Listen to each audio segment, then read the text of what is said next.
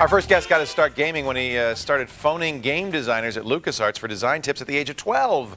Since then, he's been busy working on modding or modifying some of his favorite games to make them his own. Today, he'll tell you how. Jesse Petrilla is here. Welcome. It's good to see you, Jesse. Hi, it's good to be here. So you started as a gamer and then said, I want to be a game designer? I remember it actually started in first grade. I was thinking how awesome it would be. When I saw my first grade teacher, Jeff Fulweiler, in Auburn, California, he was playing this game called Floppy from 1986 or something was when the game was out. And he had this feature where you could make his own levels, and I remember thinking how awesome that was, where he made it right before me, and I was 6 years old then. And ever since then, I had always had it in the back of my mind. And it was actually when I was 10 years old. I was calling LucasArts, and I was bugging them. I ran great. You just didn't know that a kid 10-year-old doesn't call LucasArts. I ran up a $250 phone bill one month to just the programmers at LucasArts. That's awesome. And they were all really awesome. They didn't mind? There. No, not at all. I talked to Sean Clark, Tim Schafer, all these They these guys recognized I really a kindred spirit, and they said, this kid is like us when we were 10. And we yeah, they gave me tips on where I should go in school and what I should study and focus on. What did they say?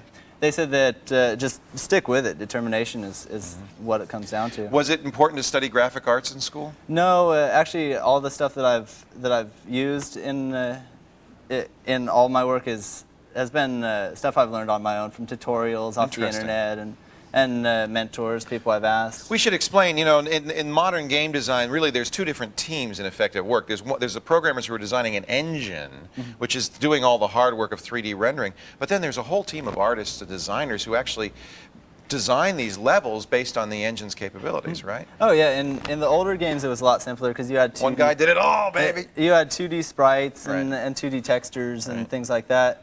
But now the modern games, you have to have coders, scripters, 3D modelers, level designers, audio, a million other things. Doing a mod really is a case of level design, graphics, maybe some scripting. Is that a lot of, not much. You could take the scripting depending on how much you want to modify. Right. You can use their original scripts most of the time. This is something you did. This is actually, how many people? 2 million people have downloaded this? About 2 million people have downloaded This is called Quest for Al-Qaeda, and you did it obviously since September 11th. You're going after Osama bin Laden. Oh yeah. Here we are in the desert. And it's gotten pretty popular. You start out and you're dropped by helicopter. We should say we're running this in Windows XP, so we can only go to 320 by whatever that is, 260. Yeah, I've heard some people have commented that they've been able to run it in 800 by 600 under XP, but DOS games. Because of DOS games. XP does not like DOS. This is based on the Duke Nukem 3D engine? It is. It's based on Duke 3D. It's called the Build engine. It was coded by Ken Silverman, and Duke Nukem came out in 1996. Nowadays, games come out with the tools that you need to do your own mods. Actually, right? this was Duke Nukem. The reason I chose this engine, I've been working with it since '96. When it came out, it was the first game that I saw that it came with the tools, right. And I thought that was so awesome. And they refused to offer support, so I remember opening the editor and typing in Q, W, E, R, T, Y, and writing down what each one did, and then holding down R. You wrote your own docs. Holding down Alt, Q, W, and figuring out what the keys did. So now Half-Life has a great editor. Quake of 3, of course, does. Unreal does.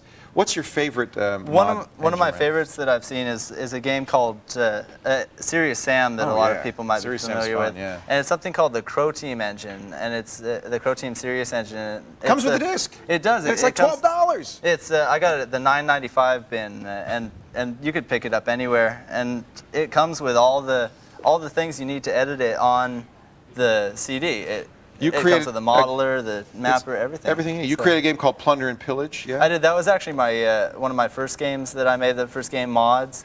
And that was something that I originally made it as something to put in my portfolio to apply it for companies. Here's a look at it. It's kind of cool looking. But yeah, and now, which engine is that? That's the same engine, the Build engine. Yeah. And it was, it started out as just something for my portfolio. And then after Quest for Al-Qaeda came out, and I got a number of people requesting it because I had mentioned it in some article that some magazine printed, and I put that article on my website, and I got flood of emails from people saying I want Plunder and Pillage. Where's that? Where can I download it at? Give us some keys to good game mod design. What makes a good game mod? A good game mod is I think if you focus in, because the levels are one of the most important things. If it's not pleasing to the eye, it's I don't like it. I mean, it's got to be visually good looking. Quake Quake was one of the games that came out. Quake and Doom, and I've never liked those. They've got the dark, You don't like that, depressing, yeah, and you the go gothic through look. continuous tunnels that seem endless, and I don't like that at all. I like a lot of like blue sky, water, things like that. Some and engines it's, are better at outside scenes than other engines. Oh yeah, these games here that like the newer games will run great on XP, but it does not like these old. Where can we get graphics Quest for and things. Al-Qaeda? You can go to www.quest.shorturl.com or do a search for the game at any major search engine. Google, you type in Quest for Al-Qaeda, and no matter how you spell it, Because there's couple no one hundred knows how to sites spell that- Al-Qaeda. No one knows how to pronounce it. Yeah, ALQA. Did you have to do a lot of research to get that part?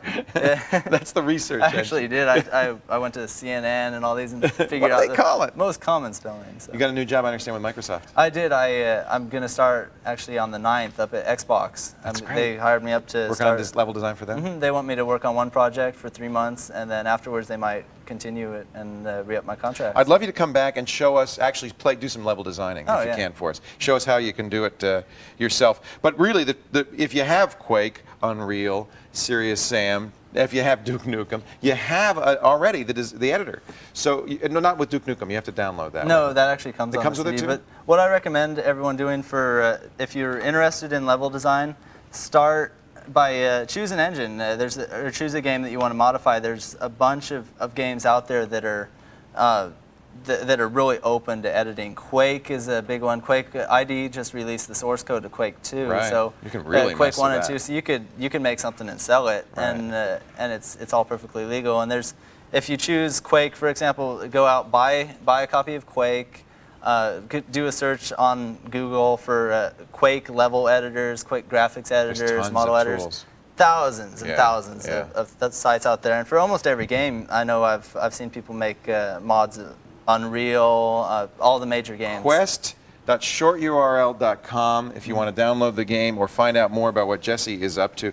It's so much. I mean, there's mods of all kinds, and I think everybody should do it. We want to do a mod sometime of our set. I think that'll be a lot of fun. If you want to know more about Jesse's games, how to do your own game mods, you can, even if you're 10 years old. Visit our show notes at the screen. In fact, maybe it'll help if you're 10 years old at thescreensavers.com for all the details. If you're as old as me, stay away from it. Hey, folks, stay put. We got our own personal home PCs here in the studio. We're going to show you what's in them.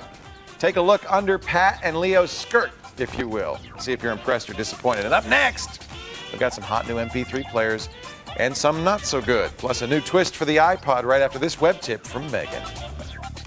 Surf to www.google.com/google.reg to make your Win98 search tool a Google search.